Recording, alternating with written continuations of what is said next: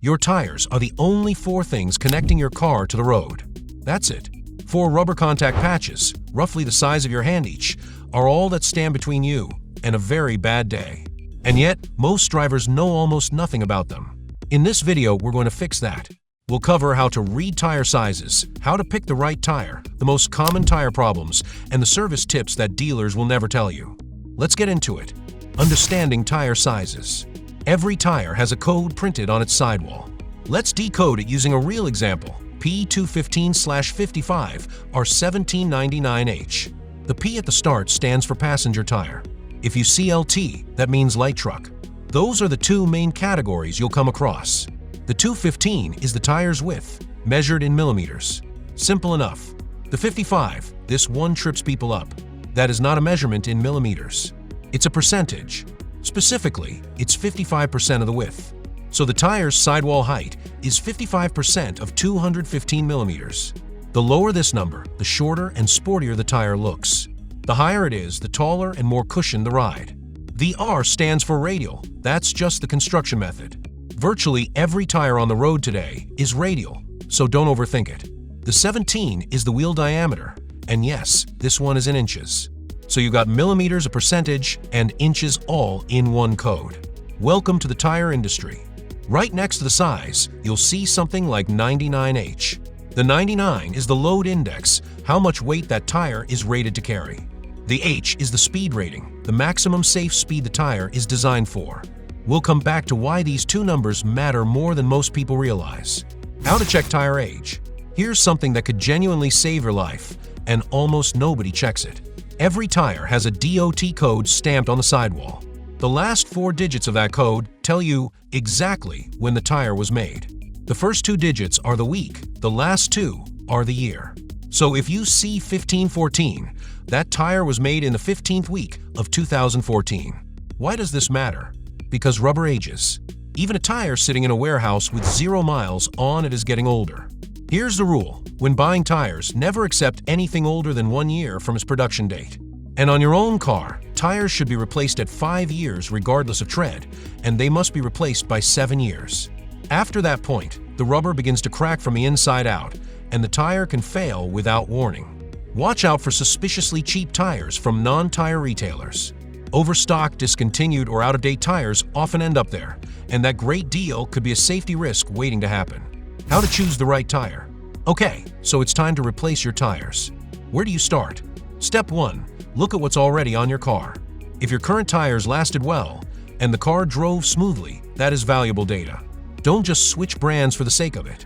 Tires have a massive impact on how a car drives. Changing brands can completely transform the feel of your vehicle, and not always for the better.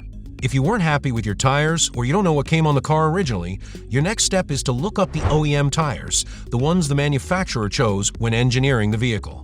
Those tires went through real testing to match that car's suspension, weight, and handling characteristics.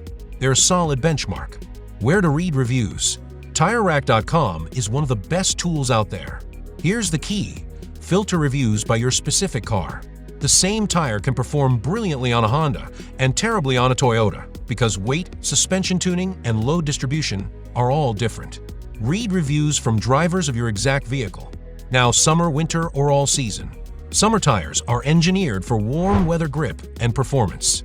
But in freezing temperatures, the rubber compound hardens dramatically, and a hard tire on ice is basically a hockey puck. Winter tires stay soft and pliable below freezing. That's their superpower. The tread pattern helps too, but the rubber compound is the real difference maker. All-season tires are the smart compromise for most drivers. They won't fail you in light snow, and they handle summer heat reasonably well. Unless you live somewhere with no winter at all-season tires are your best everyday choice. Tire problems you need to know. Let's talk about the most common tire problems, some of which are seriously misunderstood. Problem 1. Dry rot. As tires age, the rubber dries out and develops small cracks across the surface.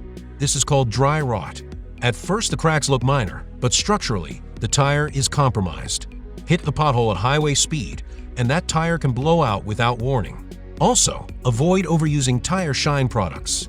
Certain formulas, especially cheap ones, actually accelerate dry rot. Use them sparingly. Problem 2. Wheel balance versus road force balance. Most people have heard of wheel balancing, correcting side-to-side wobble so the steering wheel doesn't shake at highway speeds. But there's a second type that most shops overlook: road force balance. Standard balancing spins the tire freely.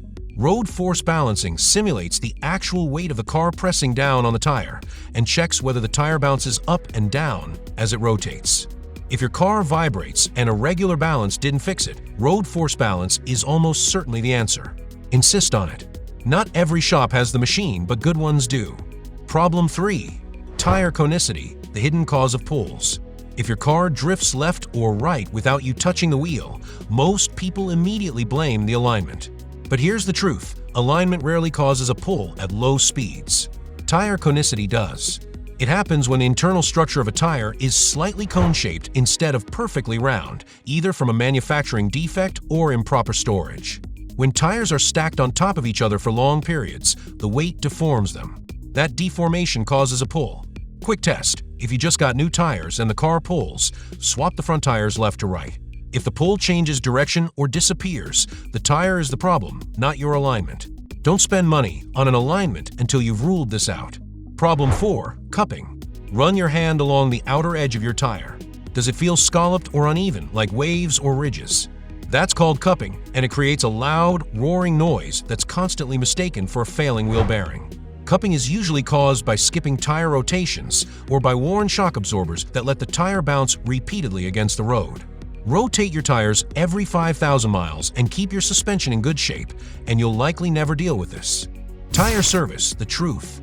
Let's clear up a few things about tire services that shops don't always get right.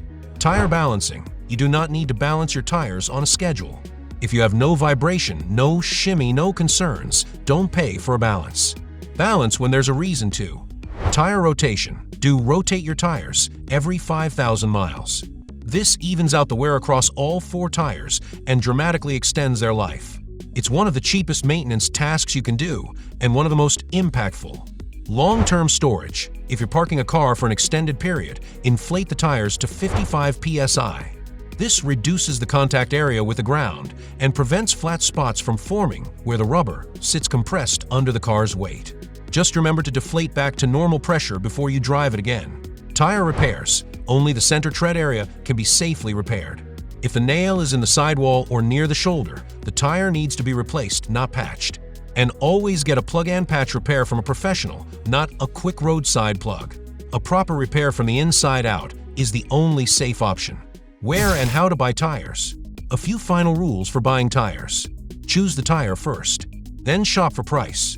Don't let a low price steer you toward an unknown brand. Cheap tires wear fast, ride rough, and can actually compromise safety. Stick with established brands, and then compare prices across retailers.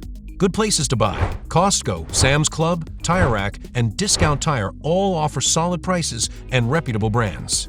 Dealerships are convenient, but typically the most expensive option.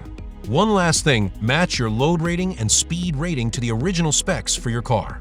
Don't go lower on speed rating, that's a safety issue. And don't pay extra for performance ratings your car will never use. If it's not a performance vehicle, you don't need Z-rated tires. You're just paying more for worse everyday performance. Your tires aren't just rubber. They're the foundation of every safety system on your car. Braking, steering, traction control, all of it depends on those 4 contact patches. Give them the attention they deserve. If this helped you, drop a comment with your tire questions. We read every one. Subscribe if you want more content like this, and we'll see you in the next one.